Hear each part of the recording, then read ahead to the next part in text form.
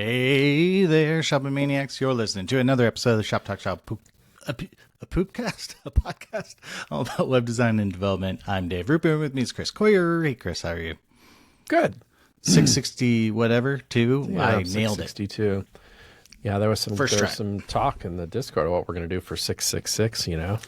We could just play Slayer records for, you know. Yeah, hopefully a demon lord doesn't visit us. That would be a big problem. Is there an HTTP code 666? Probably not, right? Probably not. But we could probably invent skip it that for one, the day. Like how you skip. What do they skip? Floor 11? Why is that blinking? 13, right? Most buildings go from 12 to 14. Maybe we could do a top to bottom reading of htmlhell.dev. Just a full That's like a that's full a great reading. website. Yeah. Here's to websites. You know, the best, really. They're good. Yeah. They're pretty good. Here's a little anecdote. I was like I wanted to like make a list for myself of all I ended up blogging it over on Front End Masters, the like just my list of what the alternative browsers are, because you got Edge, Chrome, Firefox, Safari, pretty much, right? And those have a ton of usage because a lot of people like the one that they like, and they're built in or default in some way on a bunch of operating systems. You know, Chrome's very popular despite not being a default, but it is actually default on Android, which is a huge operating system. So there's that. You know, your Windows is going to have Edge on it right away and all that. I know there's some nuance to all this, but that's why they have such big market share generally. But okay, that's obvious. What about all these other browsers? If you use a browser that's not one of those, essentially, what are you using and why is so interesting.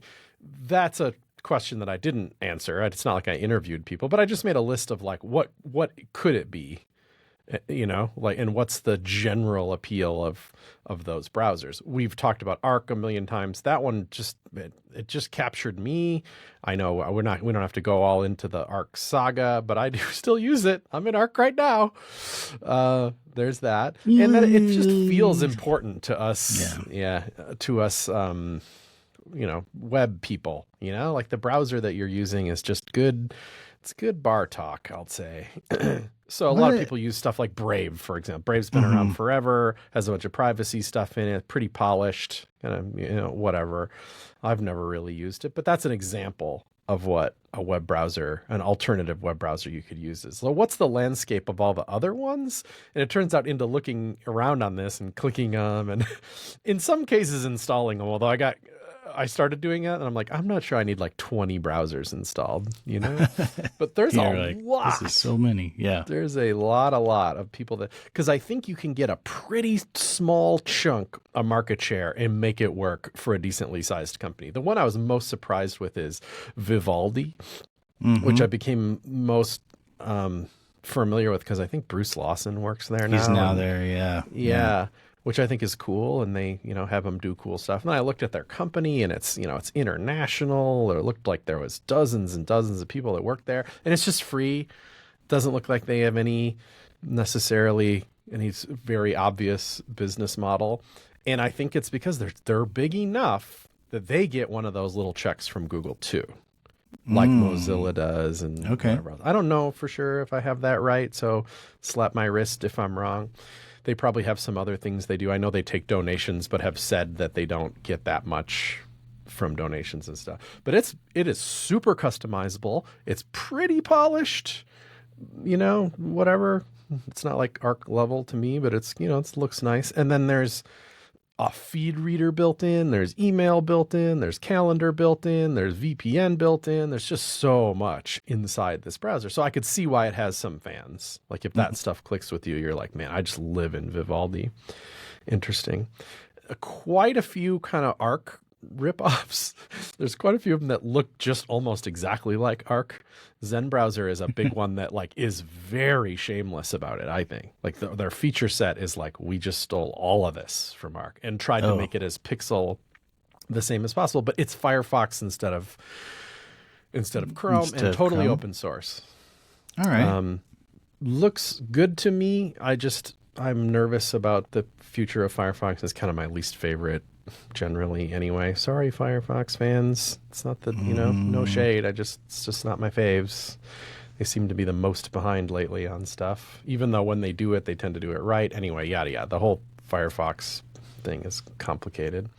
So anyway, there's just a lot of them. I can link up my thing in the show notes, but I like the ones that try to do something as like the most weird somehow.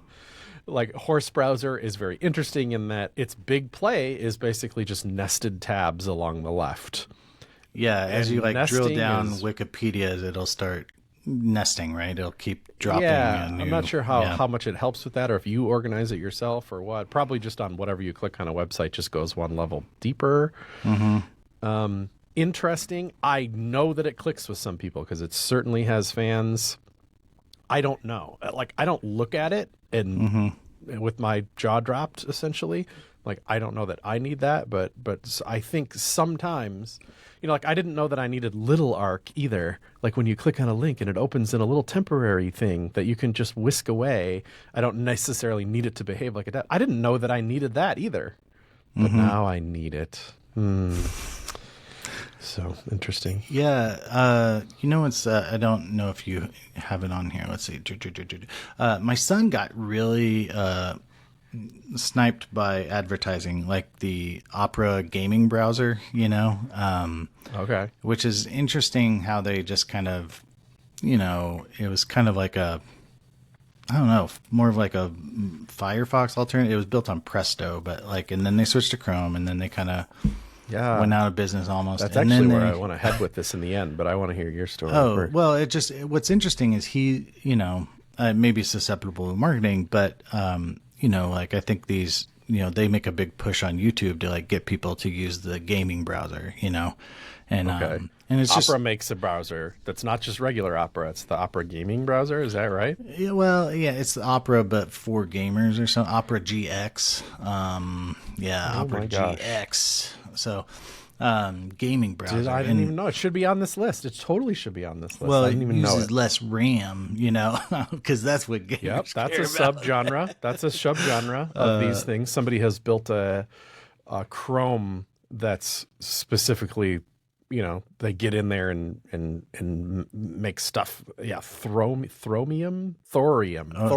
THORAM is the fastest browser on earth. It looks like, and the website is appropriately horribly styled, which actually makes me feel like gives them more credit. These are nerds, guys. They don't care about CSS. They care about getting Linux in there and So that's interesting. Yeah, I'll put Opera GX on the list there. It is interesting. How different is it than regular Opera, if it is at all? Yeah. I feel like Brave and Vivaldi were maybe the first kind of big forks of Chrome, would be my thought there. Vivaldi kind of took this social media approach, and I think they had a vertical sidebar maybe first, but it was very these are apps you can go to, like Facebook and Twitter. And then Brave's whole thing was the Brave basic attention token or whatever, Brave attention token, sort of crypto tie-in through that. And Brendan they have a lot of crypto was there.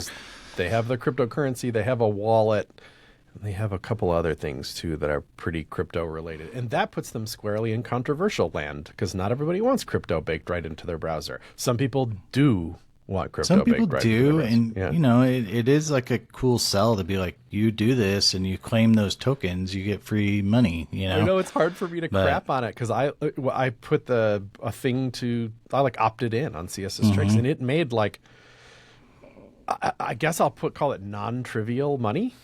Even though it was not a lot, but it was more than you'd think. I think it was I don't know, $60 or $100 a month kind of thing. And I was well, I'm not going to turn that off. Yeah. Thanks, basic attention tokens. Yeah. And I actually, we've talked web monetization before. I'm actually a fan of the attention token, but just maybe not their implementation. But that's, but, it would be cool to fund the web like that, and I'm sure that's maybe how they're doing it, it's just this, they're funding the web through, just their browser initiative by basically this crypto thing, and crypto goes up and they win or what, I don't know, but I don't know. It's interesting. There's The most common subgenre is privacy stuff. So maybe you've seen the DuckDuckGo browser. It has no features at all other than just as much privacy and ad blocking stuff as it can have. mm-hmm. Fine, cool. Has its people. Do you need a browser fork to do that? I don't know. Sometimes you do. Mullvad is a VPN company. They make a browser too, and they try to pitch that you need integration down to the browser level, and that even though they make a VPN, and of course they make plugins for other browsers, using their browser is like the tightest control there, and the safest in that way. Lots of browsers that are just privacy stuff. There's ones called like WaterFox or something. It's like Firefox, but even more private, essentially. And that's fine. There's just a lot of people that are very concerned about that. I'm there, but I not enough to want a browser that's just specifically, that's all they do. That's all they do on top of it. Yeah. And DuckDuckGo is funny too, because they're like, yeah, we block so many ads. The web is so much better with. How does they make money? Ads. Do they show those ads? Yes. So. Yeah. I guess. I'm not trying to call it. I'm sure there's some way that somehow that's not hypocrisy, but it feels like it. Well, yeah. No, I mean, I guess to be fair, you have made money via advertising, so I love it. You're maybe tad biased, but I think there's also this. I feel like people are like, I gotta have privacy. I never want to see an ad. I never want to see anything. And I understand that, but I also feel like we are subtly defunding the web unless you're opening up your wallet in another way. Like I would like to hear that before you say like, I'm not running any ads. Well, ever. You're not going to. Sorry. Yeah. So. Yeah. Tricky cool because it's like I'm just blocking what's known to be pretty bad behavior. So whatever, sue me, or you can think of me what you want.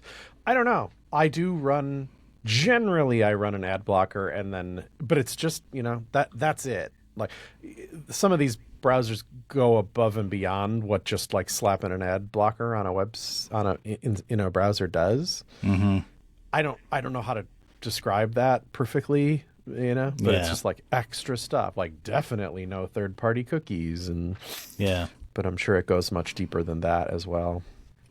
But that's I support the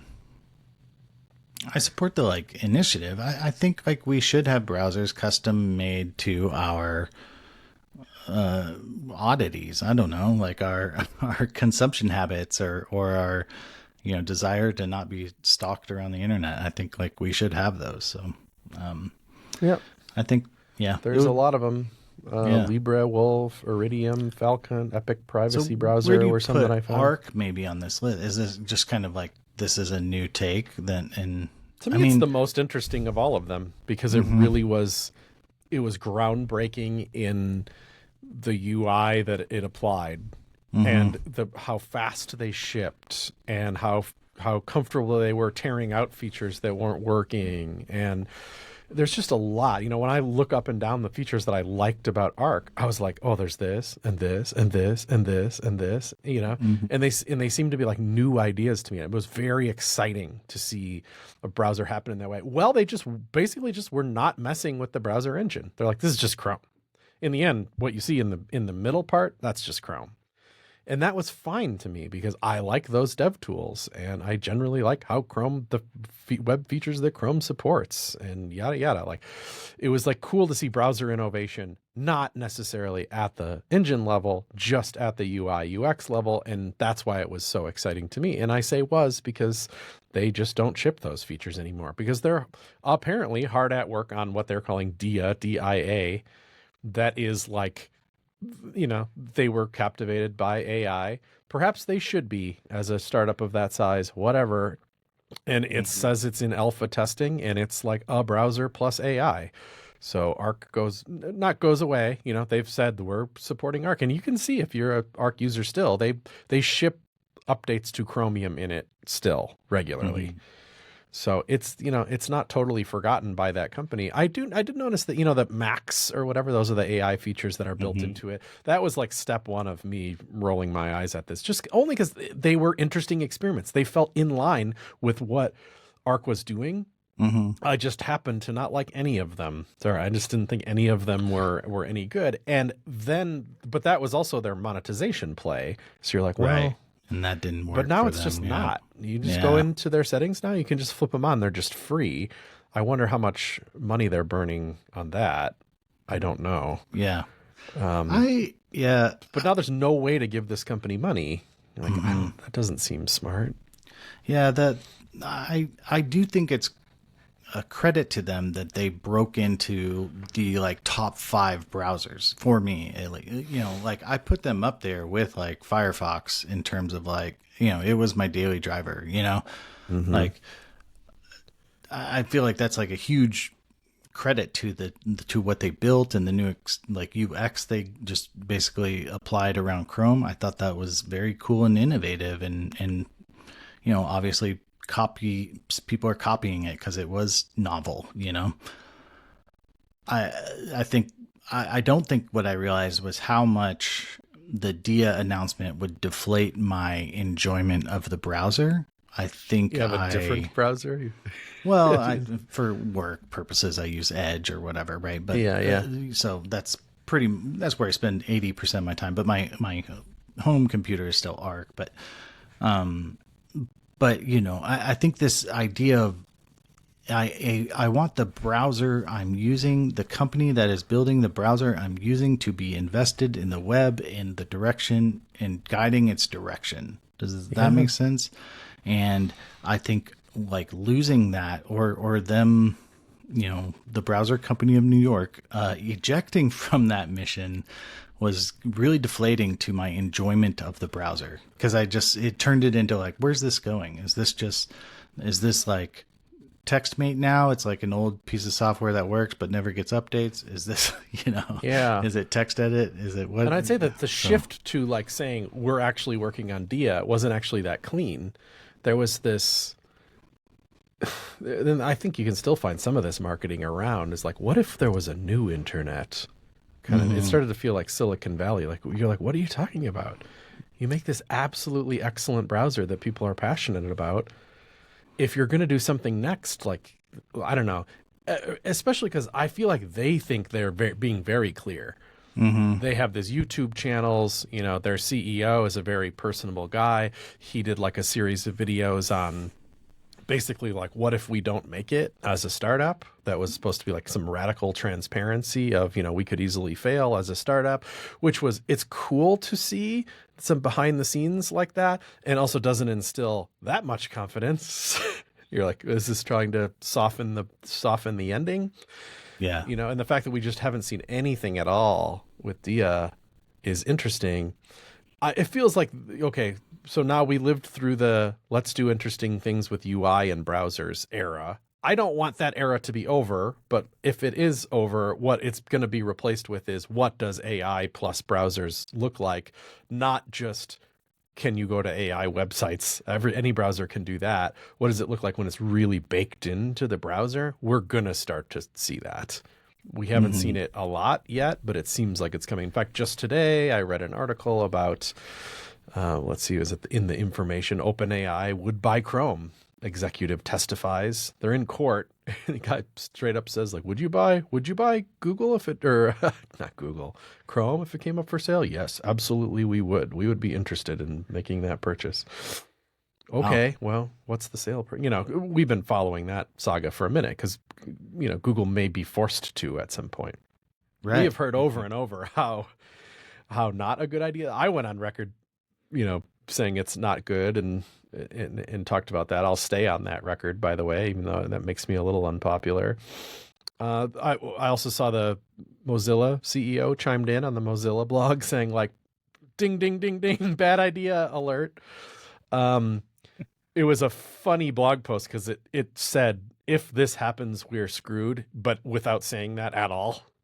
Okay. You know, it was one It of was those kind like of a, it was one of those baby lessons in reading between the lines. If you feel like you don't understand subtlety a lot of times and need some training in how to read between the lines in a blog post, should be 101. You know, read that one and tell me what it's saying without saying it. yeah. It's Yeah. saying we're screwed. Yeah. But she did phrase it in a good way.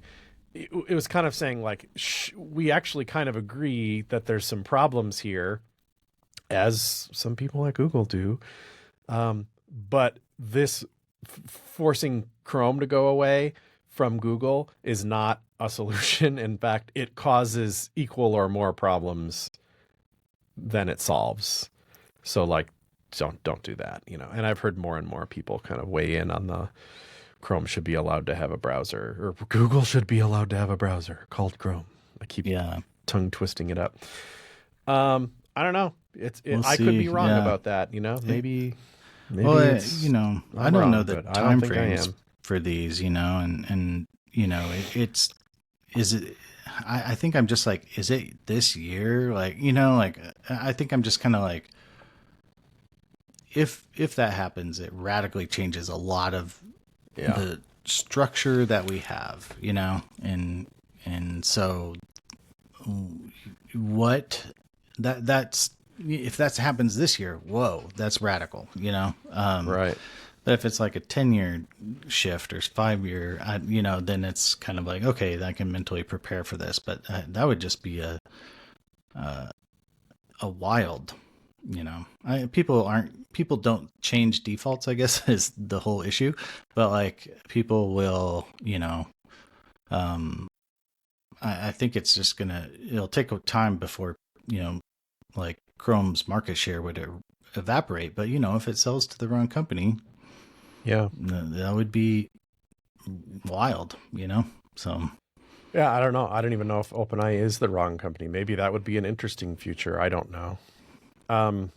It's surprising how little AI baked into browsers we've seen. I mean, Arc just tiptoed into it. Like, we'll rename your downloads, which I found like the most unsettling of all of the things almost, or we'll rename your tabs and that kind of thing. You know, some people liked it, some people didn't. I was like, don't touch my files, you weirdo. No, it just made me confused. my files. Yeah. Is that old like Billy, who is it? Boy George skit on SNL or something? No, you don't remember it? Michael Myers, Mike Myers is Boy George, and he's like, touching your files or something. So I tied him up and I beat him with a rope. So it's about this like parody of this Boy George thing. Anyway, he's in. We'll link it up, I guess. But anyway, Tremendous. But I mean, it doesn't take too much imagination to imagine. I don't know, you're looking at a website and, you know, as creepy as it may be, or as anti-AI as you might feel, if what would an AI browser do? It might be like, oh, careful about this website. You know, I read it for you and I see this misinformation that I see, you know, how ironic would that be? Or like, if you're reading this, there's actually like these 3 other sites that are better. So here they are. Oh. Or yeah. like, oh, I see you had your Mastodon open and it was scrolling by, you know, people's stuff. And I noticed, you know, one of your buds posted something where they're wondering about buying a banjo for their nephew or something. Did you see that? You want to hop over there and take a look? I read it for you. So I know that you're into that kind of thing. Like a, you know, a little sentinel for your browser that's doing interesting things. We haven't seen any of that, you know? Yeah. What are you doing? Kind of like a little. Don't know if I love it, you know, but yeah. At least I'm surprised that we haven't seen it, I guess. In this whole crop, you know, I'm looking around all these alternative browsers, some of them doing pretty interesting stuff, but nothing weirdly interesting. So maybe that's what Dia will be, or maybe that's what OpenAI would slap into Chrome. OpenAI is not going to buy Chrome and just be like, oh yeah, we just also have a browser. They're going to slather that thing in AI crap. Oh, yeah.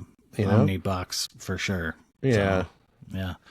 Yeah, I don't know. It'd be, again, I think it's just a interesting future if you I don't know if all this changes. So we'll see. We'll see what So happens.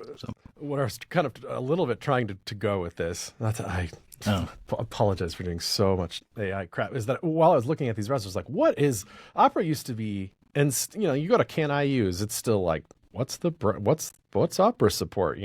To me, I like immediately forgot about it when it switched to Chromium, because like it's just one less browser you have to think about how it renders stuff, because it's just Chromium. I mean, Edge is that way mostly too. Like it's not that Edge is irrelevant as a browser. It's not. It's super relevant. It just if I don't use it, I don't have to check in it because it's just Chrome or whatever. So fine, maybe that's ignorant. Maybe I should be, but I don't know. I just don't. No, I mean, yeah, there's the Opera Mini, which you kind of have to care about. I think that's still a thing. But they're sort of, but I think that, I don't know, actually. It could be based on Chrome getting now. A lot smaller, though. But so that was my question again, I hate to make this the AI show. I promise I'll lay off. But I was like, what happened? What was the whole Opera saga like? Wouldn't that be an interesting, maybe I will turn this into a blog post, although I'll be very upfront about it, is that I did use AI to like help me research some of that. Like what was the kind of demise of Opera? Or maybe that's not phrased correctly, because Opera is not gone. In fact, if you go to opera.com or whatever it is right now, it seems to be doing kind of fine. I didn't know about this GX thing, but you can totally download Opera and use it as a browser, and it looks actually pretty nice. It's got some extra security stuff built in. The UI looks very polished. It's Chromium under the hood. They're doing, it looks like they have some interesting things they're trying to do, and still definitely have a big enough of a user base that they probably subsist a lot like Mozilla does on getting checks from default search engine usage. Yeah. So that's what Opera is doing now. There was a moment where a lot of people stopped using them. And so I type this in and I use Gemini, and I use one of their deep research things. I've never done this so far. I feel compelled to at least try some of this stuff. Deep research is like the button you click or the model you choose or whatever that basically like writes you a college level book report on the subject. If you ask it to research something, it doesn't just go like, I'm just immediately going to start writing it. That it like asks you some follow-up questions and then just really starts researching things. And it's kind of fun to watch because it's formulating what it's thinking. It's showing you what it's quote unquote thinking. And then it shows you like 30 websites that it's going to go read and digest. And then it's going to like form some new thoughts. And then it's going to give you 30 more websites it's going to go read and digest. And it just keeps doing it over and over. And then in the end, it gives you this very big report. Mine had like data tables in it, and it's all nicely formatted, and told me the story. And what I asked about was like, what happened to Opera? Like, tell me the Opera story. And it was like very comprehensive. And it was the first time I was like a little bit extra worried about the, like, if I cleaned this up and I added my own voice to it here and there, and made sure it was linked up properly, and someone just published it, it would be a pretty good, interesting blog post. I hate to say, I'm not going to do that. If I do tell this story, I'm going to do it in my own way, in my own voice, and then just be clear that, I had AI help doing it. But I wanted to mention it because it's like, it really did read, I don't know, at least 100 websites about this topic and reference them, which, I could do as a person, but I've always been like, maybe honestly a little bit lazier than that as a blogger. That maybe I've read hundreds of websites over the years, but if I'm about to write something up, I'm probably not referencing hundreds, doing fresh research on hundreds of websites. But this thing did, and it's like, good job, I guess. Yeah. Thank you. Yeah, I don't know. There's what gets me is it's always like, how do you know? like if you're not willing to go read the 100 websites, it doesn't have to be accurate, or like it does, its summary doesn't have to be truthful at all, So that's where it's just this like, ooh, like how do I, would I ever take the time? That's just what gets me is how do you know it's true? And I think I've come to this. If you just assume what that output is true, Danger. People are doing that all danger. the time, though. Yeah. Like 100% all the time. But for me, even with like websites or, V0 sort of stuff, I think what I've realized about myself, I'm going to make this about myself, is I, for years, decades in my career, I've put such a focus on quality, making a very good website, like just working hard to try to build that and the content I make to make it engaging and helpful. Like I've spent a lot of time and human energy, whatever, trying to make sure there's quality in the things I produce, or the right amount of quality, and so it's really hard for me to see to just trust what comes out, that I think that's where I'm lacking in trust issues, or even like I can only see the problems when it generates a UI or something like that, or I can only see the problems when it generates text. What is that old thing where it's like when I ask ChatGPT about something I know about, it's wrong 60% of the time, but when I ask it about something I don't know about, it's 100% correct or whatever, but like I think I feel the sort of I think I over index on quality. Does that make sense? I put a big bar on quality, even though I kind of don't. I actually am maybe more of a quantity person. Hence this podcast, hour-long podcast, 660 episodes, like very much in the quantity game as well. But I think career-wise, I focus so much on quality. It's really hard for me to just yield control or just assume that that's great, So that's where I don't know. I've been kind of struggling with that, I think. So, yeah. Yep. What is... Yeah. I'm not trying to, just the devil's right hand or something is hopefully the stuff that you produce as a person, though, because you have that high quality bar is true. But what if you're a kind of person that generally produces low quality material? You're a low quality kind of person. You're not a very good writer or whatever in what you need to research. What this may do then is actually kind of up the quality of your output, or your output ought to be at least as good as what typing basic queries into an AI tool is. So hopefully the bar is like overall raised. Right, but is it your thinking? Does that mean like is almost it, certainly like, not? I want you to show me your thinking when you write a blog post, and if you're just like bullet point, blam, like maybe that has some of your thinking deep in the core, but it's hard for me to feel that, So yeah, you can't. But like marketing copy, I don't care. I'm skipping over it anyway, Yeah. Like, I don't know. But then, somebody who does marketing copy for a living, a copywriter, is probably like wants to whatever claw my eyes out, I don't understand that. Yeah, the writing. Good thing it's so terrible at jokes.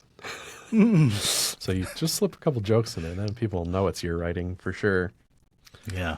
So what happened with Opera, though, was like a little bit interesting. It was that the conversion to Chromium was like, I don't know if that was a good business decision or bad business decision, because we don't really know the internals of what drove them there and all that. Certainly it must save you a bunch of money if you don't need any browser engineers anymore. But it was a big turnoff to a lot of people, not to mention quite the spear to the browser diversity, because they had their own browser engine for a long time with Presto. If you were frustrated with Firefox, boy, you never experienced Presto. Right. Yeah. Certainly some people painted it as kind of a good thing for the world to have less. But for the most part, gosh bless us, big thinking web developers, that having multiple browser engines was actually good for the web. Well, so we lost one in Opera, and I think plenty of web developer people were pissed enough about that we just kind of wiped it from our minds in a way. And then knowing that it was like sold to some questionable owners from it, they got into some Web3 crypto crap too that made it seem objectionable. So there was there's quite a bit to the story of like what happened there, but it didn't end in their demise as we know now. So yeah, I don't know. I just went to the Opera site, kind of in this idea of browsers and stuff like that, they kind of have, the Opera browser actually looks cool. Like it's, floaty tabs kind of is the vibe, and they have this one called Opera Air, which is kind of these more translucent AI. It actually looks dope. And then it has these features to like help you relax and take neck exercises and stuff like that. It's like a yoga browser. That could be actually kind of cool. I don't know. It's a good twist, for like, hey, it's a browser, but it also tries to nudge you into mental health, a positive space. For sure. Opera GX for gamers, looks like gamers. It's neon red, and then Opera Mini's still around. It's on Android, I guess now, but the whole thing was like it actually renders your website on a server it owns and then crunches the heck out of it and sends you down a like low data version of the page that's hyper, cached, and so saves you, if you're on a pay for data plan, lots of money. So I think it's still useful, Yeah. Although Edge and different things have It data used to saving be, now. So just the fact that it was this browser that you could install on low power phone things for free, I think from a manufacturer perspective, gave it a lot of market share, but those days have changed. It's pretty low market share even in mobile now, according to my data, quote unquote. Interesting. Okay. Well, we talked about browsers a bunch. I'd be interested to see if people out there are like, what do you use a niche browser? Does it appeal to you to use a niche browser? Would you prefer not using a niche browser because you're a web developer and you probably want to use the thing that most of your customers use, or do you not think like that? I don't know. What do people actually do? Also interesting that it's such big business. So many human beings need and want a web browser that even really small companies that produce one of these things get big numbers in usage. Because it's just, your market is people that have a computer.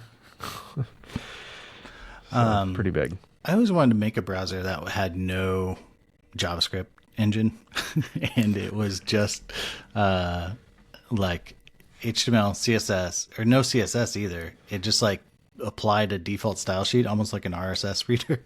So, and nice. I don't know. I was going to call it nude, and that's how you'd browse websites. Just that's pretty good. Styled HTML. I don't know. Maybe we could run a little bit of JavaScript. You want to rip or it something. out at like a fundamental level, like so deep in there, not just a browser extension that turns. So off then, when JavaScript. people are like, "Well, actually, no one turns off JavaScript," it's like, surprise, mother effer! I have a whole browser that do you use Nude?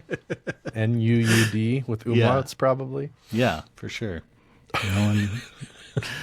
Yeah, I just wanted to put a big old, take a sledgehammer to that whole argument, just. Yeah, it reminds me of my social media app that I wanted to build that can post to your social media accounts, but it has no reading capability at all. There's just it's just called Soapbox. You just type in what you want to say and blast you it. Never read anything else that anybody else has to say ever. That's great. No ramifications for just speaking your mind. You just type it in and hit send. That's great. You should do it.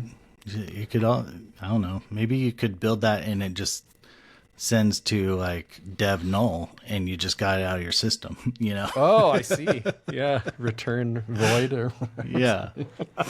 Just hey, got it out of my system. But yet it shoots the sparkles like just sent. like fire. Dude, roast them, You did it. Owned them, noobs. You showed them, man. Steve Polito wrote in, one of our top writer-inners. Oh, yeah. He, wrote a post over at Thoughtbot. Just wanted to share it. We shared one from Stephen Garrity the other day, so maybe that'll be our new thing. Send us your blog posts. We'll share it up. This one's called Build a Progressively Enhanced Drawer Component with Hotwire. Hotwire. What is Hotwire, Dave? Isn't it it's like a Rails? Yeah, it's the Rails thing. It's been through like a few incarnations, right? Like it was TurboLinks, and then now it's Hotwire. I think Laravel has and one Hotwire's called the same. Yeah, same vibe. And then I think Laravel has Livewire, I think, if I'm not mistaken. But it's basically a you send a HTMX style, send a request. It's gonna go get it and then like inject what comes back. So you can basically say, oh, go get this product, Yeah, and it's go going to get come this back a means product. Rails is good at that, so lean into it. Yeah, it's going to send like the HTML it needs, or if it sends a whole entire HTML page, it'll diff it or whatever. It's pretty smart. So yeah, right on. Yeah, I see. Rails is I'm tempted to say holding on, but that makes it sound like it's dying or something. It's really just not. In fact, has little hiccups of popularity. I feel like where people talk about it more and more. Like, look, have you seen this? You see how much it does for you? I know. Actually, it does a lot. It does a lot. I was migrating. I'm moving from Obsidian to Notion, or Notion to Obsidian, and I found like an old post, from like my Luro days where we had evaluated Rails but decided to stick on Nuxt, and Node, and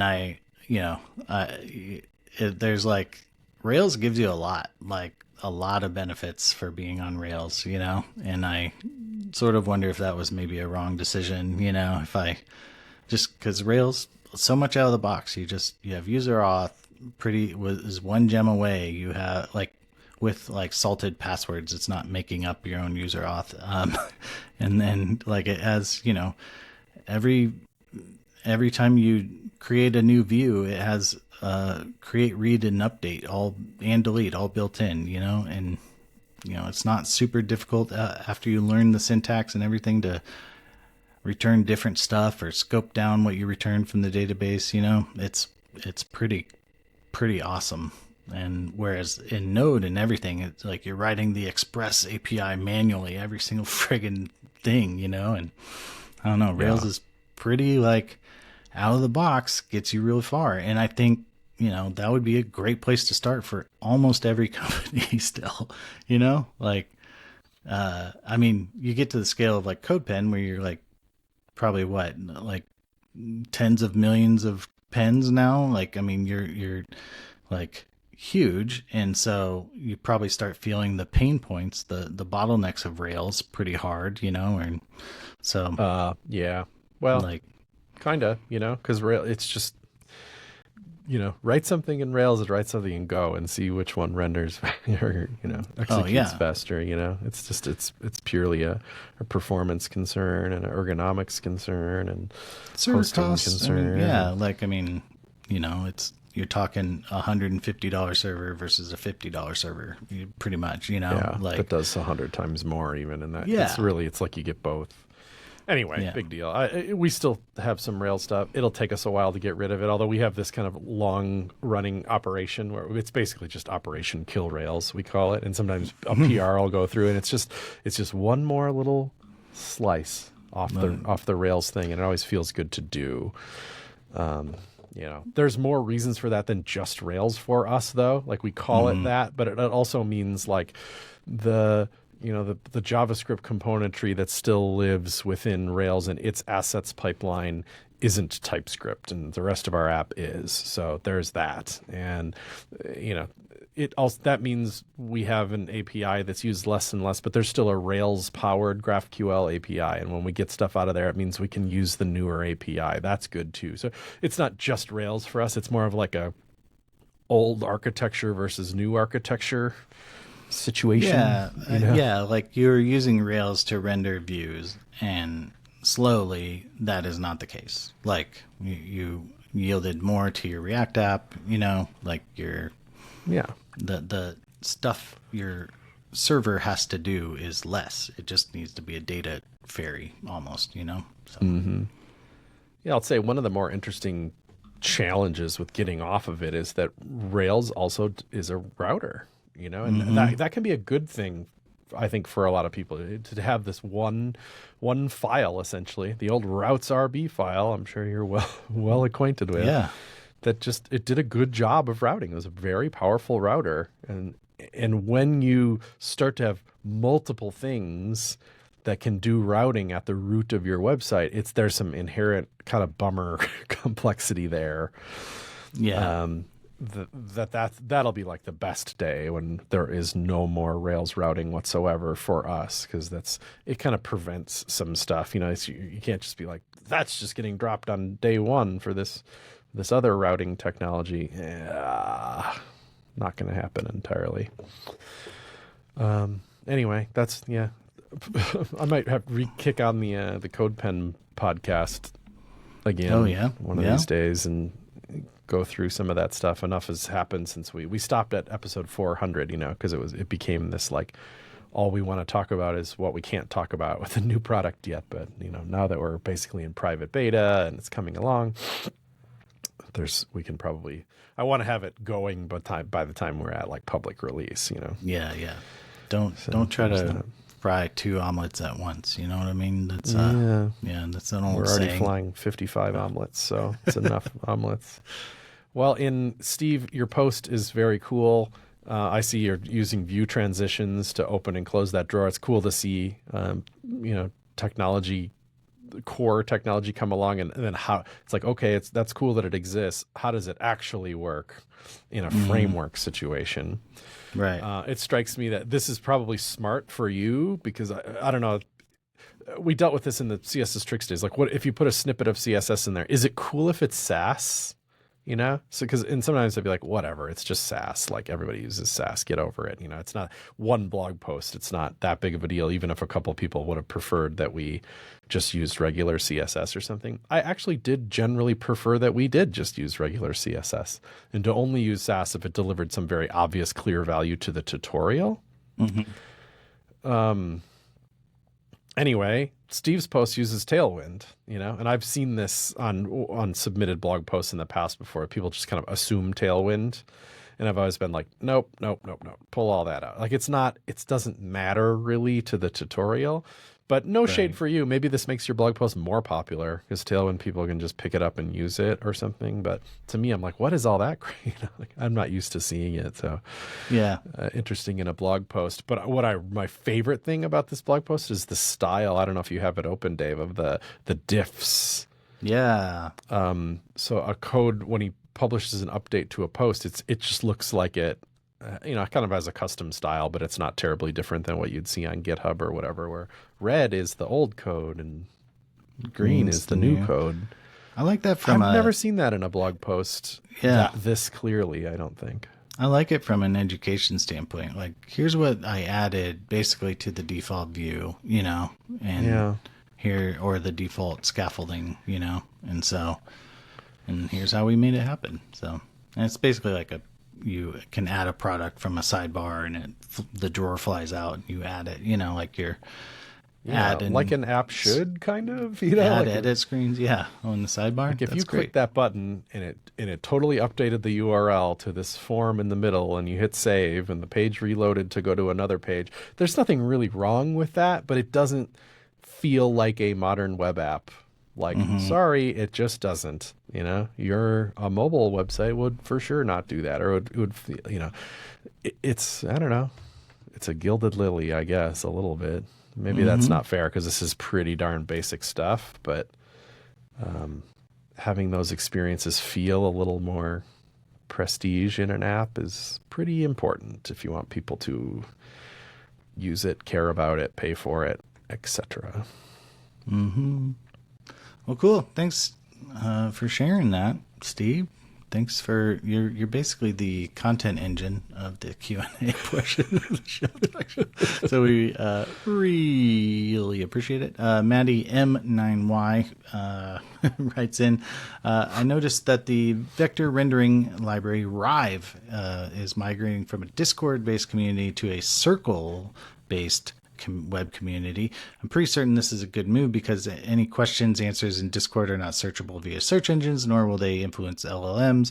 I'm a very active member of the Discord for open source library Remotion, and I wonder if it would be a good decision to move them over to Circle. But then you'd need to think about maintenance, moderation, spam, which is probably handled by Circle. Anyway, interesting topic in the age of LLMs. Do they have he mentioned LLMs. Does it have like a specific LLM sort of bend, or is it kind of like content that goes in here, feeds an LLM that then you get like a So if you like can be like, explain this to me, or no, I don't see that specifically, but maybe it's just because it's online. It could, right? It's not going in the Discord dumpster, perhaps, Yeah. right? The non-search, I don't know. Like Discord is, I feel like totally right for our community, but nobody's like, I mean, except for if you're like, oh, what did somebody mention the other day? You can come and search, and Discord search is like good enough to find that. But if you know, like go and Cloudflare has one. Go into you a know. Discord, any Discord, and search Good your luck. name to see what people were saying about you. Yeah. No, I'm just kidding.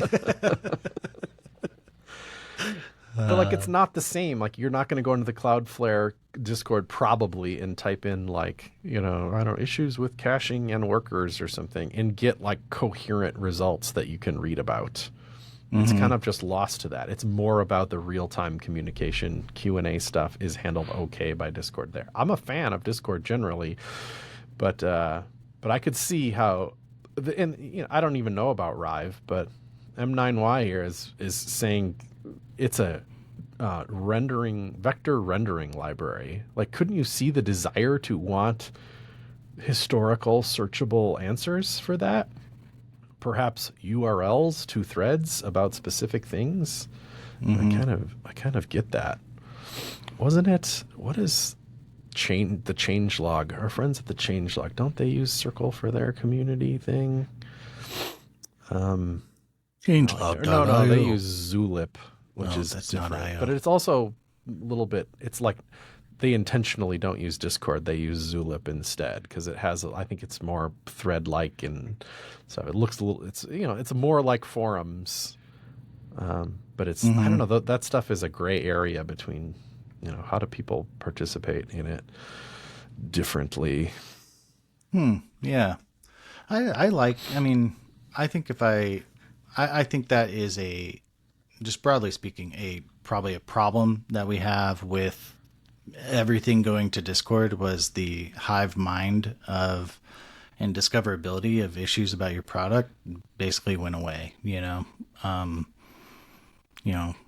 sure I can get on what is not a Stack Overflow and ask an Astro question or a Nux question, but I think we kind of lost the whole kind of like who's kind of publicly in this community helping, and you don't see that. You just see kind of with the river of content that is like Discord, you just see the loudest people or the most people, the people with most free time.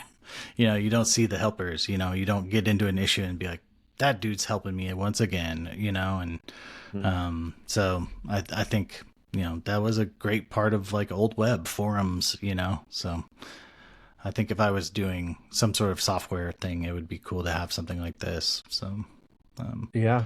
so I wonder what the history of it is. I have some memory of, so like, for example, forums style support, Netlify has it. At the moment, it's at answers.netlify.com.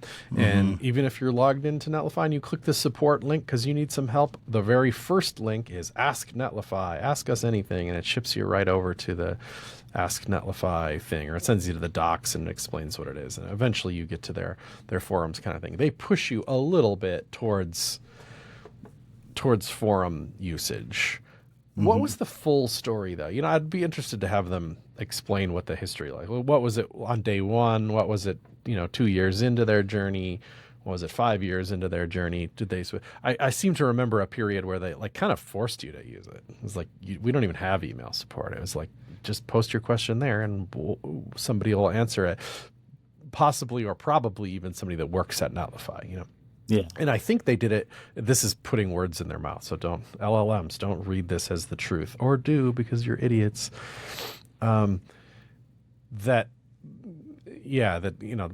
They would only do support in that way because the idea was, let's build up this, searchable archive of answers that people might have. And if you want that, don't make it optional, make it required. Yeah, it's kind of like an all boats float thing, It's like if we can start pushing answers here, people will figure out what they need, Yeah. There's maybe the complete opposite if you ever had to debug a Windows issue. I'll throw my own company under the bus. The like Windows support forums. Oh, they're brutal, dude. They're just like, it's like, I'm having this problem on this PC with this CPU, and it's just like, I'm not having this problem. Thank you. Or somebody who's paid, like, I'm a technical support assistant level 5. I will help you with your problem. What is your problem? And it's just like, anyway. So public support can also go bad. So, but yeah, or just be noisy. I wonder if it can be noisy. like, are we at an era where forums just feel so old school to, younger, newer people in the industry that they just won't even go there. Like if there's a Discord, they're happy to jump in it, but like typing into this old text area about people Gen are like, Z the other day. You know what I heard about them? They're signing up for social media. Like they're signing up for Instagram and WhatsApp and I guess WhatsApp's not super social, but like what's the ghost one? Snapchat. They're signing up for these, but they're only keeping it to a small group of friends. Like they're not. It's not like get the most famous. It's like keep it as like your. Yeah, we want to talk. Crew. We want to see each other's photos. Yeah, we want to talk and connect and share dumb stuff, And so it's almost like more social in that way, but you're using the private side of it, So yeah, that's interesting. TikTok, obviously. I wonder which ones. Yeah, I could see Snapchat like supporting that. Okay. Mm-hmm. And Instagram, absolutely not. You open Instagram, they're like, we're not going to show you your friends' stuff. There's not enough of it. Right. They're like, there's no reels. No one's putting PowerPoints on the phone. So,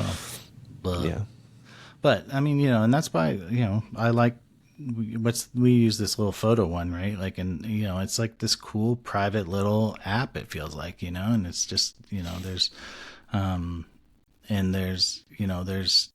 just, I like the privacy little corners, nooks. I mean, honestly, I prefer Mastodon over Blue Sky because I've noticed that about you. For a minute, Blue Sky was blowing up, and I was like, I guess this is the one we're using now. And now I feel that almost different. I'm like, we should go back to Mastodon mostly. You're already there. It just got big. So I just was like, man, I don't know.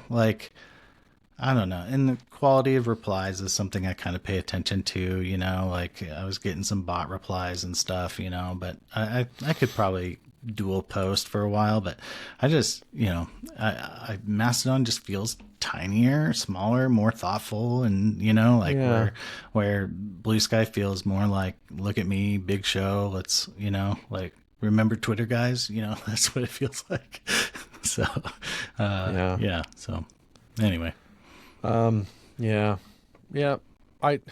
feel some guilt for, like, I just want to be more involved in social media. It used to bring me pleasure and fun and opportunities and felt like related to business success and stuff. And I just do so little on there now. And I'm like, did I just get old, or like, why can't I just suck it up and like be on social media more? Like, what's wrong with me? Why can't I do it? And I just don't have an answer for it yet. Although I get little glimpses of annoyance. I'm like, well, I still have auto posting published on my blog, and I just did, like I said I was going to last week, I think. I'll do my little media diet post. That seems like it's interesting even to myself when I go back and be like, see what I was reading or listening to or whatever. And,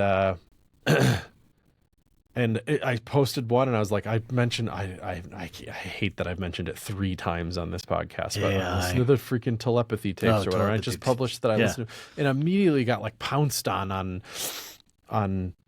social media, being like, don't spread that crap, misinformation, garbage. You should be more responsible kind of vibe. And I'm like, it was like the most popular podcast in the world for a while. And all I said was that I listened to it, and I didn't even like it.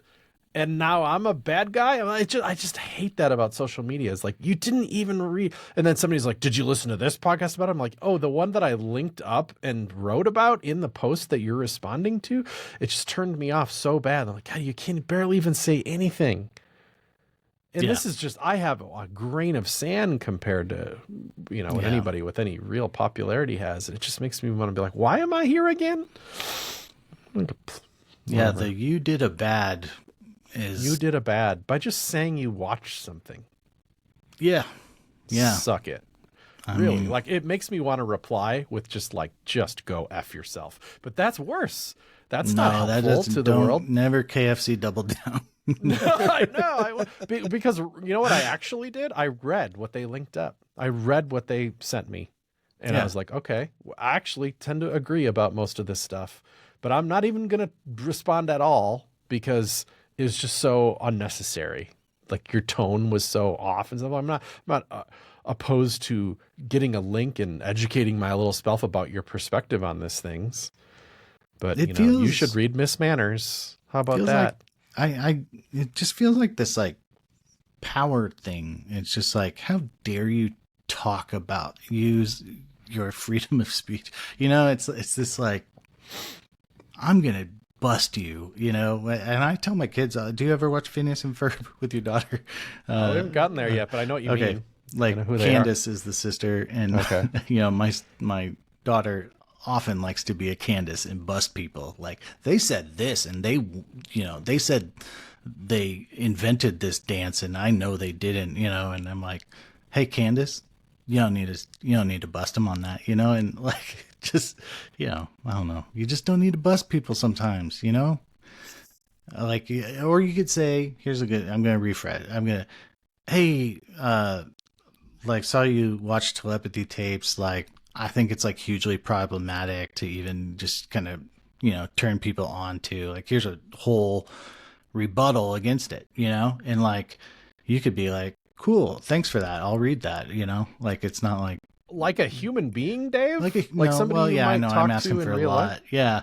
But like, yeah, it's just, like, I saw you, it's not hard to like, and then your cool reply like is attached to your blog post announcement that hundreds of people are going to see, like, now you are the cool guy in the forum helping people, you're not the like asshole trying to berate people. So blah, man. I do think I think in GitHub issues, like, you should have to take a class before you can like file a GitHub issue.